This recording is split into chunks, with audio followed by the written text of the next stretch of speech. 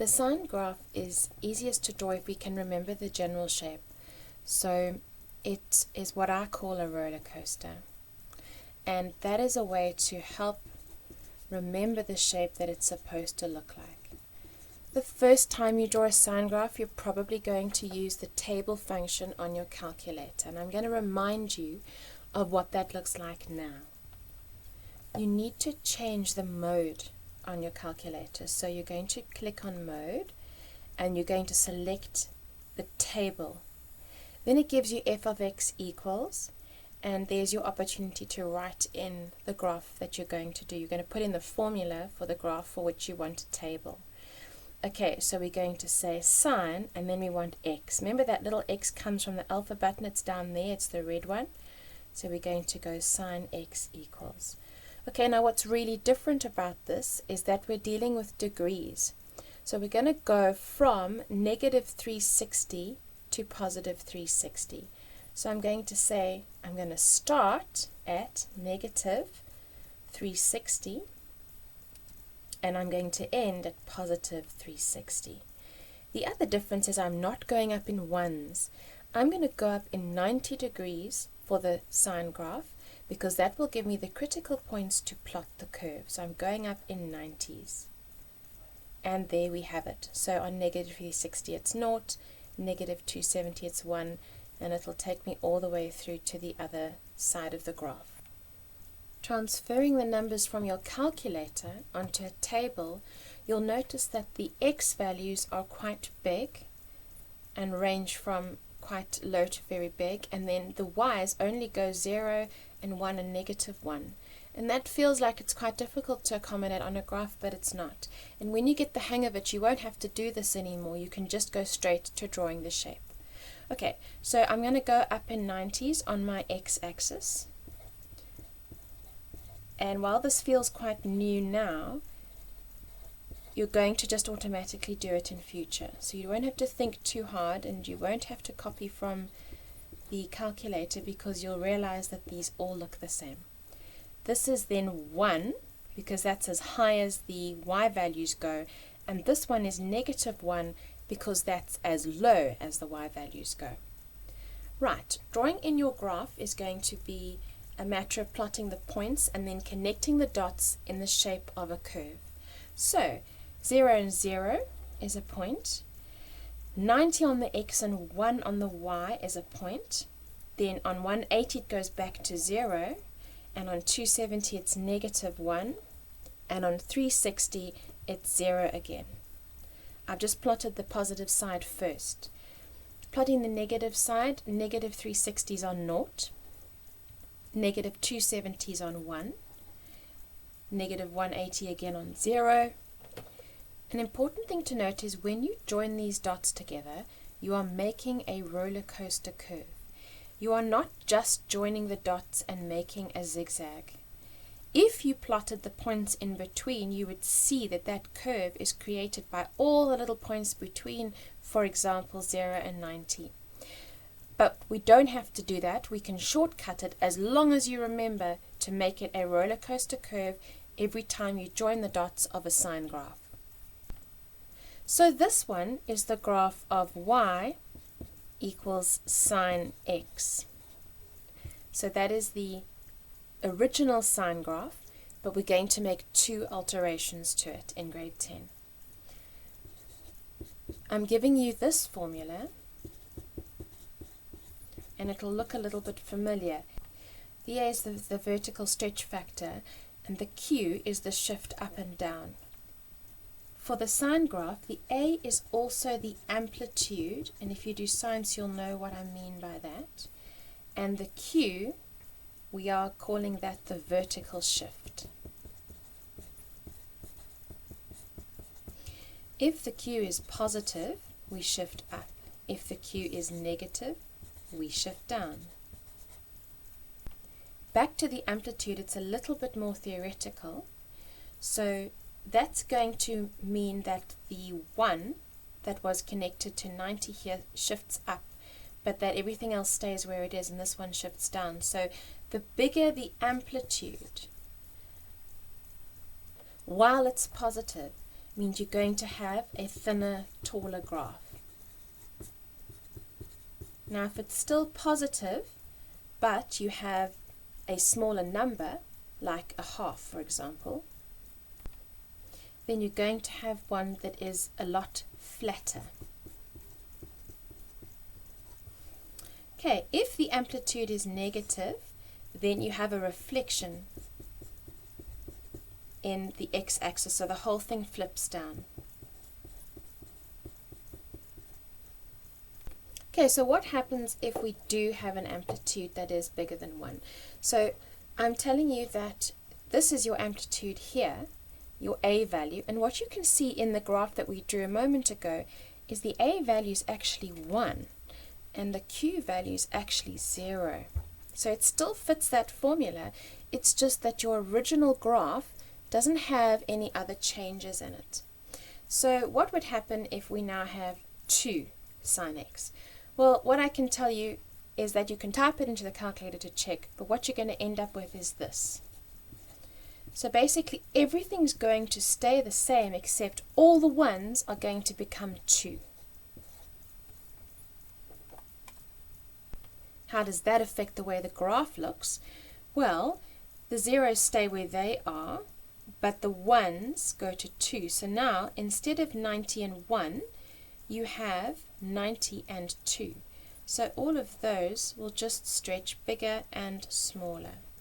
So these will stay the same, but that will change there, and this one will go down here, and that one will go up there. So what's going to happen is you're going to get a really skinny little graph, but it's going to be as wide as it always was.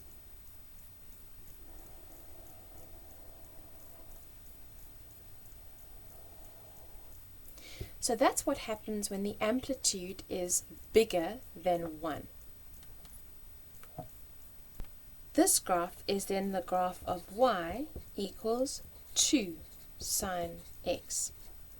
So you can see that as long as you understand how to draw the general graph, you can then in your mind change it so that instead of going through 1 on the y-axis, you're going through 2, and the whole thing is just becoming taller and skinnier. But what if I make it smaller than 1? What if I take the graph of y equals a half sine x? Now I haven't shifted it up or down, so that's just the new amplitude, which means instead of going up to 1 each time, and instead of going to 2 like the orange graph, this is only going to go as far as a half. So I'm not even going to put the points down because I want you to learn to shortcut this entire process, because a lot of it can be done in your head. So now instead of going up to 1, it's going up to a half. Instead of going down to -1, it's going to -1/2, but the zeros stay the same, remember. That'll be a half, and that'll be -1/2. So now when I draw in my roller coaster curve, I have a mental model in my head of how the original one looked, and so I can see that the one when the amplitude is smaller than 1 just merely means you have a flatter graph, but they take up the same space on the x-axis. So they have the same domain, but their range now changes. So just understanding what the word amplitude means, what we're saying is how far up and down does it go? So it's very much linked to the range. Now, if we look at the blue graph, the range goes from -1 to 1. So it went down by 1, and it went up by 1. And with the orange graph, it went up by 2 and down by 2, and 2 was the amplitude. So what you can get in basic graph interpretation is a graph is given to you and you are asked for the amplitude. There is a formula for this. You can just say that it is half the distance between the minimum and the maximum. Okay, so it's half the distance between the top and the bottom,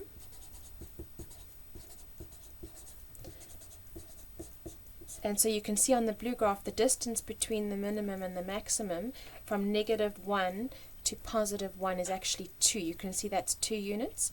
The orange one, it's 4, so it's half of that.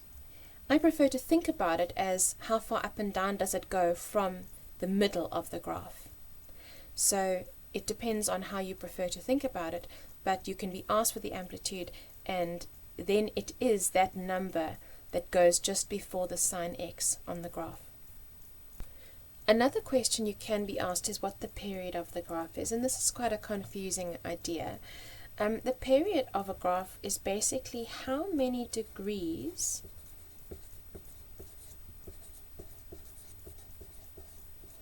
it takes to fit one sine graph shape before it starts repeating. Okay, so you can see if I start here, I go up, down, through there, and up, and then I start repeating. So actually there's two shapes on this graph, and one shape, if I look at the right hand side, takes from 0 to 360.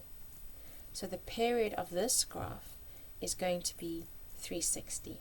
So the period of the sine graph for now is always 360. So because it takes 360 degrees, we say the period is 360. So that's how many it takes to fit in one full roller coaster of the sine graph. Now we're going to look at what happens when you change the Q value. So I'm just going to remind you how to draw the graph in. You can use the table method, or you can simply know that it starts there and plot in your critical values and join the dots in a roller coaster curve. From this side it's exactly the same.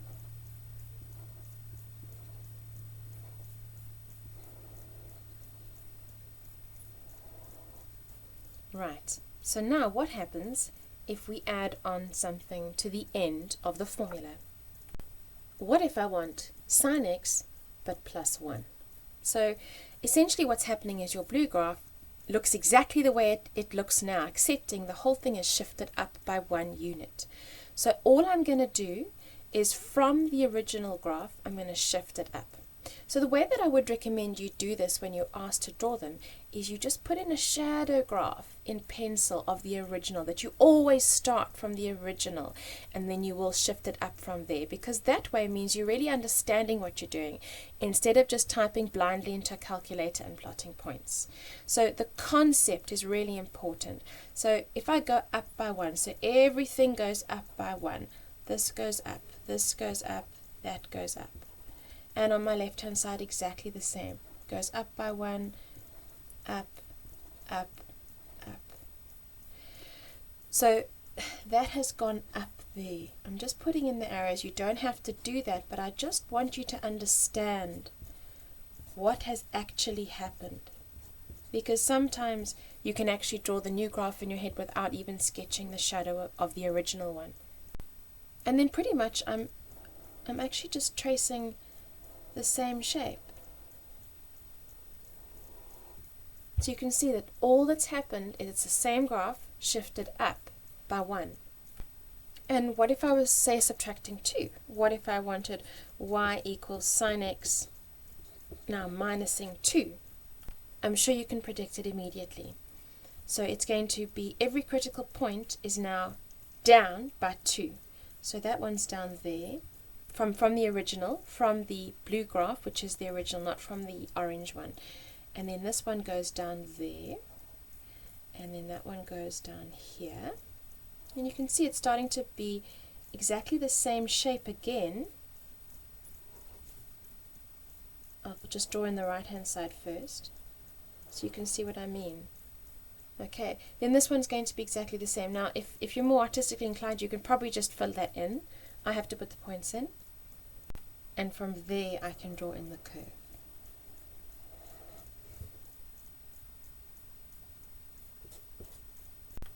So what if we combine them? What if we combine a vertical shift and an amplitude change? What if we look at the graph y equals a half sine x, so the one that's a bit flatter, and then we shift it up by 1. So you can possibly imagine that in your head, where you know that it's this graph just a bit flatter, right? Okay, so I'm just going to draw in the half sine x graph, okay, and then I'm plussing 1. So it's that one, but now it goes up by 1. So I'm taking all the critical points on the green graph and I'm shifting it up by 1. So that gives me everything is now, instead of, it was at a half, right? So now it's going to be at 1.5. So everything's going to be exactly the same as the green graph, just shifted up by 1. Right, so plotting in all my points with the green graph shifted up by 1. That is the actual graph that I needed to draw. So what I would recommend you do is you draw in your original graph in pencil. You then make the amplitude change, and then you shift afterwards. I would always change the amplitude first, and then do the shifting. Okay, lastly, what if you have a graph that has a negative amplitude? So essentially it has been reflected about the x-axis. So what if you have the graph of y equals negative sine x?